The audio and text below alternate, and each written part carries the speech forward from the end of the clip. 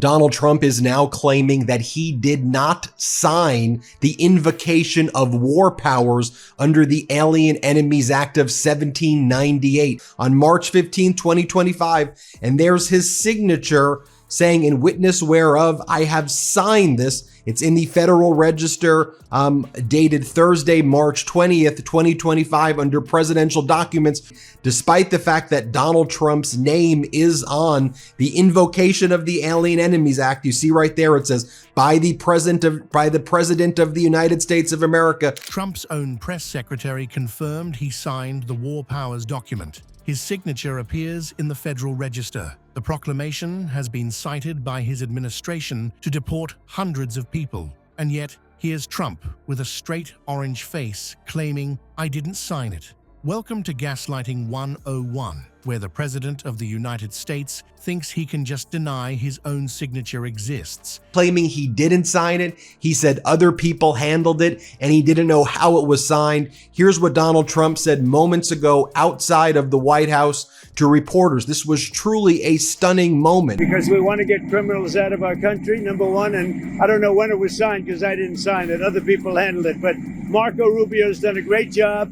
And he wanted him out, and we go along with that. Karoline Leavitt held a press conference in the White House shortly after Donald Trump invoked the Alien Enemies Act, and she says, President Trump signed the proclamation. It's like watching a kid with chocolate all over his face swearing he never touched the cookie jar. Except this cookie jar contains the constitutional powers that define our democracy, and Grumpy Trumpy's sticky fingerprints are all over it. Before we move on, I'd like to ask you a small favor. If you appreciate this content, please take a second to like this video and subscribe to the channel. Over 98% of you watch the videos without subscribing. It costs you nothing, but it makes a huge difference to us. So, did you click the subscribe button? Great, thank you so much. Now back to the video. Ever notice how Trump has an excuse for everything?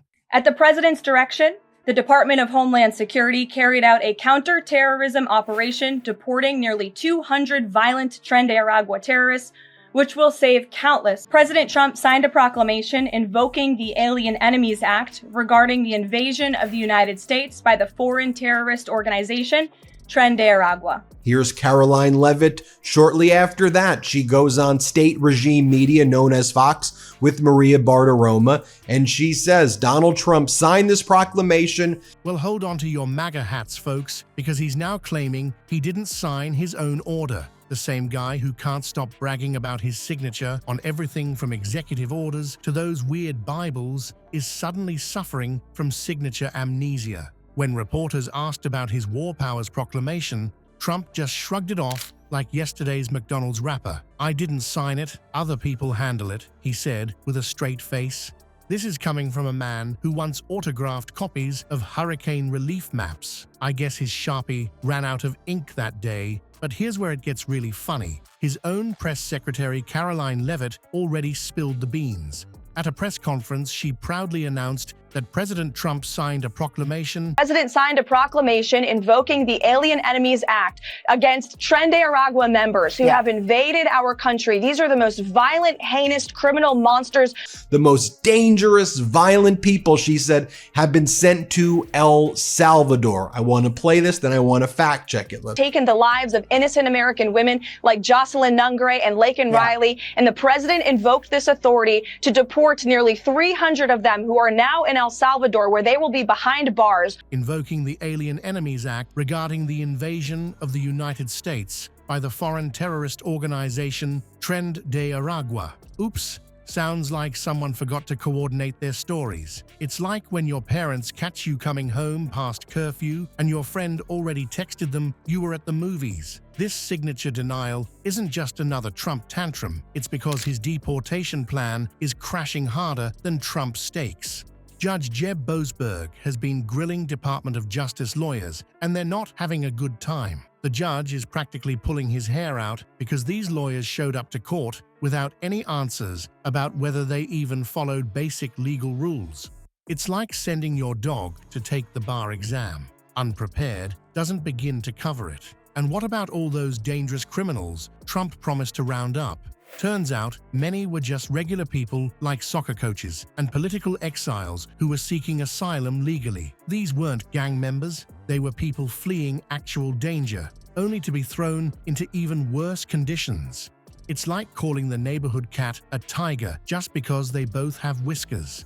The DOJ lawyers were so unprepared that Judge Boasberg practically had to give them a timeout corner. They couldn't answer basic questions about the validity of the order or the deportation process. The judge was fuming, hinting at potential contempt charges. Imagine showing up to a cooking competition without ingredients. That's basically what Trump's legal team did, except the stakes were actual human lives rather than a fancy cake. Remember how Trump spent weeks pushing that weird conspiracy about Biden using an auto pen? Classic Trump move. Accuse others of exactly what you're doing yourself. It's like the time he accused Biden of being mentally unfit while he was bragging about passing a cognitive test where he had to identify an elephant. Projection. Thy name is Trump. The truly frightening part is what this signature denial represents. We're watching a pattern where Trump takes bold, controversial actions, and then the moment they backfire, he pretends he had nothing to do with them. It's governance by "wasn't me," the political equivalent of blaming the dog for your fart. Critics are rightfully concerned that using the Alien Enemies Act this way represents a dangerous expansion of executive power. It's basically Trump saying, I can do whatever I want, and if it goes south, I'll just pretend someone else did it. It's like having a toddler for president, except this toddler has nuclear codes and is sending people to concentration camps in El Salvador. And of course, Trump already set up his fall guy. At the joint session, he told Marco Rubio, "Good luck, Marco. Now we know who to blame if anything goes wrong." How convenient. Trump's already planning his escape route faster than his hairpiece in a windstorm. Let's be crystal clear here. We're not just watching some reality TV meltdown. When the big man in the Oval Office can point at his own signature and say, "Wasn't me," we've crossed into seriously dangerous territory. As legal expert Corey Brettschneider reminds us, the Supreme Court established in Marbury v. Madison that presidential actions are subject to judicial review. That's fancy talk. For sorry, Donnie, you can't just pretend you didn't do things when they go south. This signature denial stunt spits in the face of our entire system of checks and balances. It's not just another Trump being Trump moment. It's a president trying to escape accountability by playing dumb while real people suffer the consequences. The courts exist specifically to keep presidents from going full dictator mode, but that system only works if the president acknowledges basic reality. Remember, folks, in America, even orange-tinted wannabe kings have to follow the rules. The Constitution doesn't come with a "just kidding" clause.